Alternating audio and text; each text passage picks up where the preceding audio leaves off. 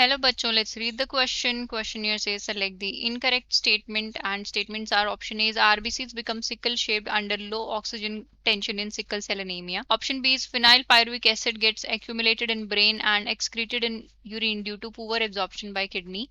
Option C is in thalassemia alpha and beta globin chains are altogether absent in the body and option D is thalassemia is an autosome linked recessive disease. For this question हमारे पास key concept जो है वो क्या होगा, that is genetic disorders. Genetic disorders. So genetic disorders जो हैं वो कैसे होते हैं? They are caused due to defects in gene. Means gene के अंदर कोई fault होता है, उसकी वजह से क्या होते हैं? Genetic defects होते हैं, जिनको हम genetic disorders भी बोलते हैं. They can be autosomal और sex linked और recessive और dominant, ये different type के हो सकते हैं. तो अब हम एक एक करके statement पढ़ेंगे. तो स्टेटमेंट ए में हमें दिया है RBC become sickle shaped under low oxygen tension in sickle cell anaemia. तो सिकल सेल एनीमिया जो है वो क्या है? एक पॉइंट म्यूटेशन की वजह से होती है और point mutation on the 6th position of beta globin change.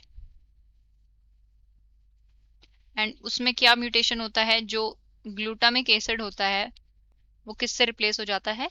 Valine से रिप्लेस हो जाता है. एंड जिसकी वजह से क्या होता है? आरबीसी जो है सिकल शेप हो जाती है, सिकल शेप्ड.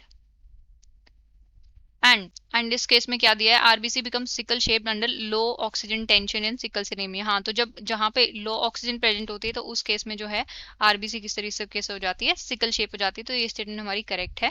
बी में हमें दिया है phenyl pyruvic acid get accumulated in brain and excreted in urine due to poor absorption of kidney. तो ये यहाँ पे हमें दिया है किसके बारे में?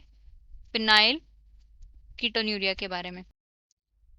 सो फिनाइल कीटोन्यूरिया क्या है? It is also a inborn metabolic recessive gene disorder जिसके अंदर क्या होता है? Due to absence of enzyme. कौन सा एंजाइम होता है? Phenylalanine hydroxylase. Alanine hydroxylase. So ये एंजाइम की एब्सेंस की वजह से जो है क्या होता है कि फिनाइल एलानिन जो है एक्यूमुलेट होता है और वो किस में चेंज हो जाता है? फिनाइल पायरुविक एसिड में चेंज होता है. और फिनाइल पायरुविक एसिड जो है वो कहाँ पे एक्यूमुलेट होता है? फिर फिनाइल पायरुविक एसिड वो कहाँ पे एक्यूमुलेट होता है? ब्रेन सेल्स में. एंड ब्रेन सेल्स में एक्यूमुलेट होता है और वहां के ब्रेन टिश्यूज को जो है वो डिस्ट्रॉय कर देता है. तो दूसरी स्टेटमेंट भी जो है हमारी वो करेक्ट है. थर्ड स्टेटमेंट हमें दी गई है रिगार्डिंग थैलेसीमिया. सो थैलेसीमिया क्या है? Thalassaemia is a recessive autosomal trait. Autosomal recessive trait. Recessive trait और हम बोल सकते हैं डिसऑर्डर, जिसके अंदर क्या होता है कि अल्फा और बीटा जो चेन होती है हीमोग्लोबिन की, उनको जो जीन्स कोड करती हैं उनमें कुछ फॉल्ट होता है जिसकी वजह से क्या होता है कि हीमोग्लोबिन की चेन जो है वो कंप्लीटली सिंथेसाइज नहीं हो पाते. मींस इधर अल्फा विल बी शॉर्टर और beta will be shorter. Means उसकी चेन लेंथ जो है वो छोटी हो जाएगी. लेकिन यहाँ पे हमें दिया है in alpha and beta globin chains are all together absent. नहीं, ऑल टुगेदर एब्सेंट नहीं होती, वो कुछ परसेंट जो है प्रेजेंट होती हैं बॉडी में. सो जो है कुछ अमाउंट में जो है चेन प्रेजेंट होती है, कंप्लीटली ऑल टुगेदर वो एब्सेंट नहीं होती. तो ये स्टेटमेंट जो है इनकरेक्ट है. डी में हमें बोला है थैलेसीमिया जो है वो क्या है? Autosomal recessive disorder, autosomal linked.